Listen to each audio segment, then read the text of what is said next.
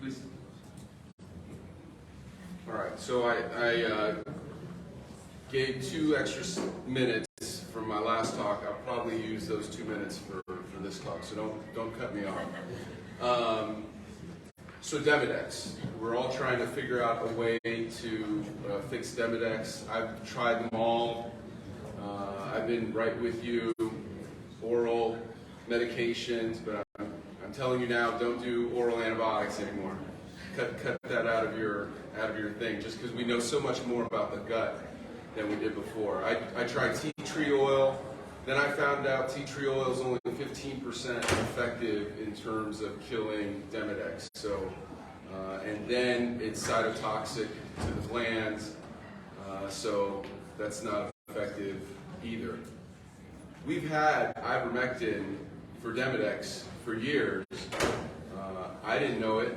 The reason why, we're eye doctors, and we don't talk to dermatologists very much.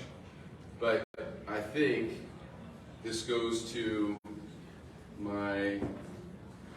this is my definition. So this is my definition of dry eye. So this is not DEWS, not Dry Eye Society of Asia. This is my definition of dry eye. And patients understand it. Dry eye is a skin gland condition that affects the glands that make our tear, causing an inflammatory tear. That can be affected by any kind of inflammatory systemic disease. So when you tell a patient that, they understand. They go, okay, well, I've got to fix my skin. That's going to improve my glands. I got to do things to make my glands work better. The problem is inflammation, so I have to control inflammation in my tears.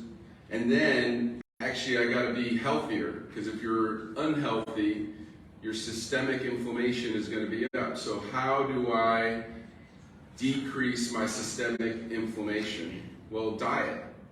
And it turns out that doctors telling a patient to control their diet is the #1 way for patients to change their diet. So you have a lot of power in when you're sitting down with that patient, and use that power to talk to patients about their diet so that they can improve systemically, and that will definitely help their dry eye. But Demodex is a problem, right? So we all deal with this. Is there a pointer on this? Demodex is a problem. There's a lot of things that kill Demodex, but the problem with these things is that Demodex bury themselves in our hair follicles. Demodex bury themselves in pores, and they don't come out during the day. So, you know, one video that I used to show all the time is I was working with a group out of China, and what we could do is we could keep Demodex alive for 24 hours. And then we would try all sorts of ways of killing them. And one of the videos you've probably seen is us flashing intense pulse light at this Demodex, and the Demodex killing, or being killed. The problem is, we never see Demodex out in the open. Demodex isn't kind of just sitting there waiting for the IPL to kill it. Demodex is buried, especially during the day when we're doing the IPL. They only come out at night.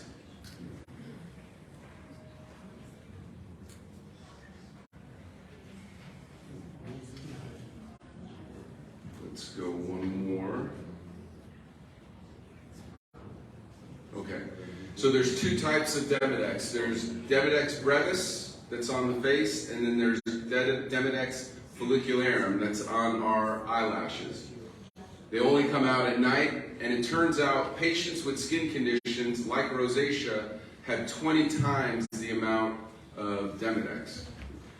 They come out at night, and how do they come out at night? Actually, there's people that have been studying the life cycle of Demodex and how Demodex survive. They only come out at night. Now they don't have any vision, so the way that they decipher that it's nighttime is when you go to sleep at night, the melatonin in your skin increases. And that tells them when it's time to come out. And what do they eat? They eat oil and they eat dead skin.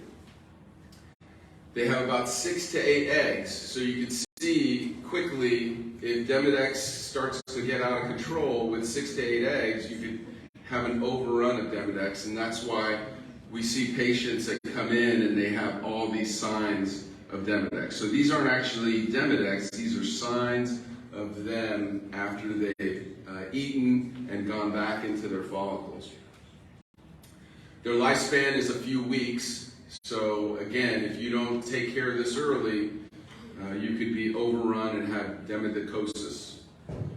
And with that, higher bacterial loads. That's why blepharitis, usually when you see a lot of Demodex, you'll see a lot of gram-positive bacteria. What's interesting is how does IPL and how do some of these things work to kill Demodex? It could be that there's actually a little bacteria that's living in the Demodex, and it's a bacillus bacteria. So maybe when we're killing the bacillus with IPL, that's when the Demodex is dying.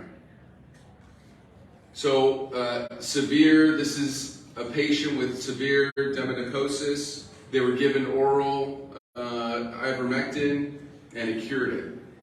But then they realized they didn't have to do it orally, they could just give it on the skin and clear up the Demodex. And so there's a commercially available ivermectin out there. It's called Soolantra. It's used frequently by the dermatologist. The problem with the Soolantra is you can't use it on the lids. It's very irritating to the lids. So, it's not good for what we're trying to do. And a lot of patients, let's go back, a lot of patients are irritated in the vehicle that it's in. So I wanted to use this, and I used the knowledge that melatonin draws out the Demodex, and the fact that ivermectin can kill the Demodex, and put it in a vehicle that actually is very gentle to the skin and gentle to the lids. So you're going to give me 2 minutes. I gave you 2 minutes. So it's not effective for DED, so it can't be used on the eyelids. It's not for sensitive skin. So we had to make a better vehicle.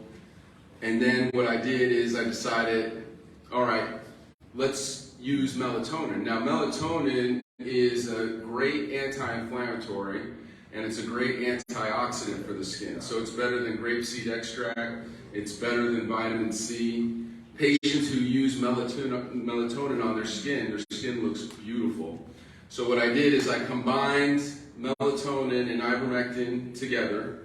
So the melatonin draws out the Demodex, it clears up the skin, and then I changed the concentration because this is the thinnest skin of the face. So we did lower concentrations for the ivermectin for the lids, and it worked.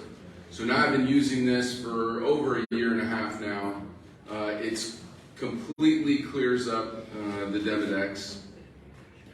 Patient's skin looks beautiful. So let's see how we're using it. So what you do is, the life cycle of the Demodex is 30 days. So you do it, you're going to use it at night, right? They come out at night because melatonin.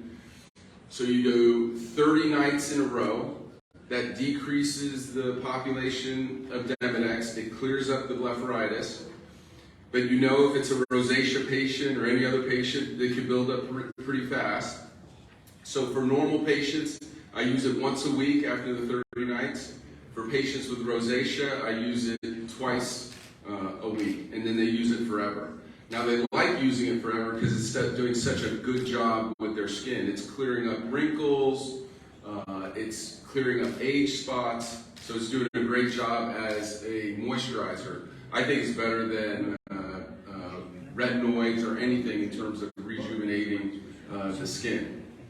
You get decreased inflammation, you kill all the bacteria, and you get, and this is one thing that we're going to be studying, is the meibomian glands are actually working better. So we're seeing improvement. I think this is the way. You don't have to use an oral antibiotic. Ivermectin Plus is the way to take care of this. And again, all this is in my book, Toyos Dry Diet. Thanks, everyone.